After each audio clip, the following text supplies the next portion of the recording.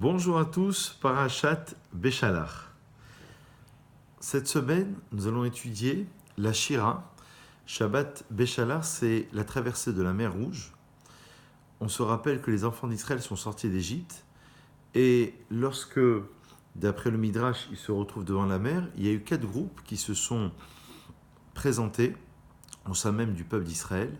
Un groupe qui voulait retourner en Égypte, un groupe qui voulait combattre les Égyptiens. Les enfants d'Israël se retrouvent face à la mer et les voilà bloqués.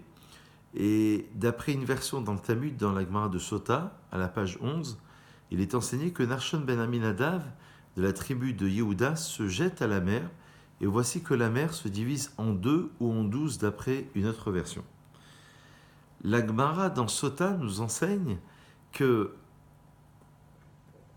il y a une comparaison entre Zivogo chez la dame, c'est-à-dire lorsque l'homme va vouloir se marier avec une femme, c'est aussi difficile que Kriyat Yamsouf, c'est-à-dire littéralement la déchirure de la mer lorsque les enfants d'Israël vont traverser la mer.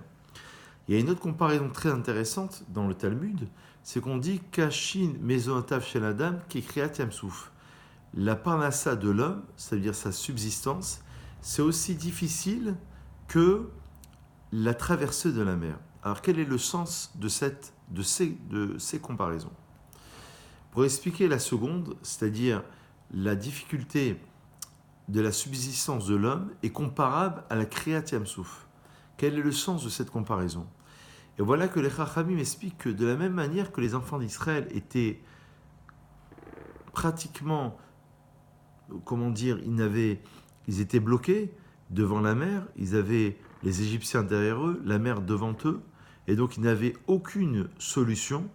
La seule solution qui s'est présentée à eux, c'était la solution de manière inexpliquée, qui relève du miracle. Et voilà que les Chachamim expliquent que la parnassa de l'homme ne dépend pas de ses calculs, ne dépend pas de sa logique, ne dépend pas de ses mensonges, par exemple.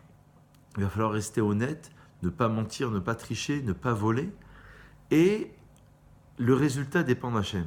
C'est-à-dire que l'homme a très souvent l'impression que, et on avait fait un cours sur cela, je vous invite à regarder notre cours sur l'effort, trouver l'harmonie entre l'effort de l'homme et la confiance en Dieu, où on avait expliqué qu'il va falloir trouver un équilibre entre la ishtadlut, ça veut dire l'effort que l'homme doit produire, et d'un autre côté, la confiance qu'il doit avoir en Dieu.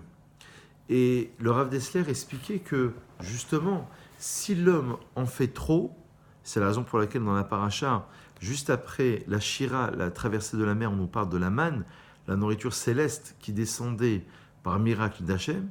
Si l'homme en fait trop, c'est un manque de confiance en Dieu. S'il n'en fait pas assez, c'est un manque de ishtadlut, c'est-à-dire d'effort que l'homme doit produire.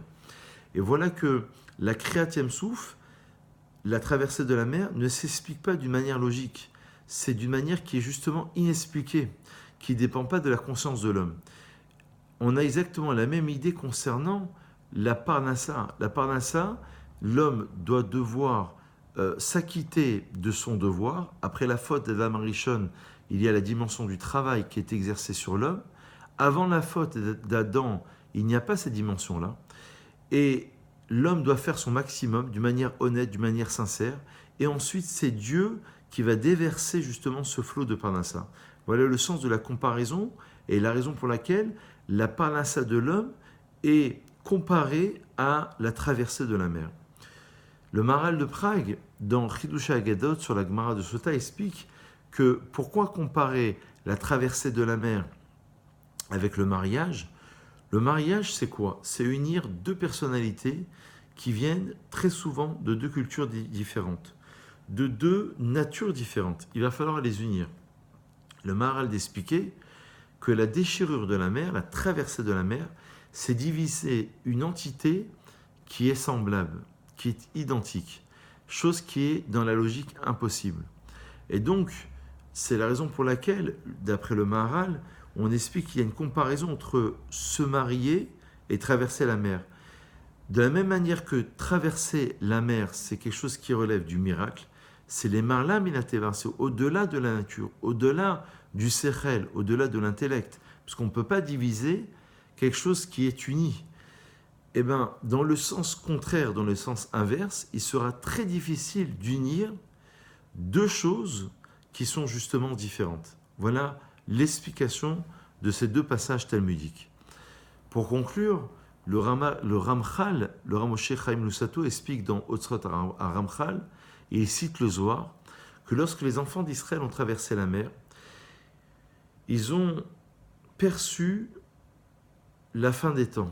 Il explique la chose suivante, Yam Souf, la mer d'Éjon, littéralement, viendrait de la racine de Yam Sof. Ça veut dire Sof Kol Dargin.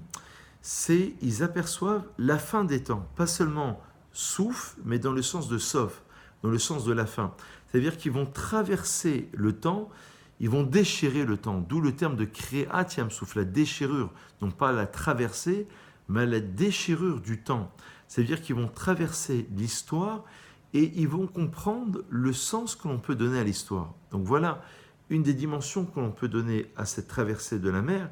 Ça veut dire que les enfants d'Israël vont être à un niveau de prophétie inégalé, tous les enfants d'Israël, et chacun à son niveau va pouvoir percevoir la présence de Dieu sur terre à travers les événements, à travers justement la succession des événements qui vont faire que dans le sens individuel comme dans le sens collectif, l'histoire a un sens. Et c'est ça, véritablement, la Shira. La Shira, le chant, le cantique qu'on va adresser à Dieu, c'est un chant des profondeurs de l'âme. Vous savez que dans la Shira, il y a 3 termes, et on n'aura pas le temps de les expliquer aujourd'hui, mais 3 termes qui se réfèrent aux 3 Beth Amikdash. Et à la fin, non seulement on a la traversée de l'histoire à travers les 3 temples, et à la fin on dira Hachem Imlor, Dieu régnera à tout jamais. Et le Ramchal d'expliquer qu'on aurait dû dire Hachem Meler, Dieu règne au présent, non pas il régnera. Et le Ramchal de conclure que si on avait dit Hachem Meler, Dieu règne au présent, le Messie serait déjà arrivé. Ça veut dire que la Shira représente le futur, comme le dit la Gemara dans Sanhedrin, Az Yashir Moshe, alors Moshe chantera, c'est-à-dire à l'époque du Mashiach. Et donc on va essayer, d'après le Chida, de lire ce passage tous les jours dans nos prières pour demander à Dieu de nous offrir la panassa, de nous proposer notre zivoug pour ceux qui ne sont pas mariés et surtout de comprendre le sens que l'on peut donner à l'histoire dans notre vie quotidienne. Bonne réflexion à vous tous.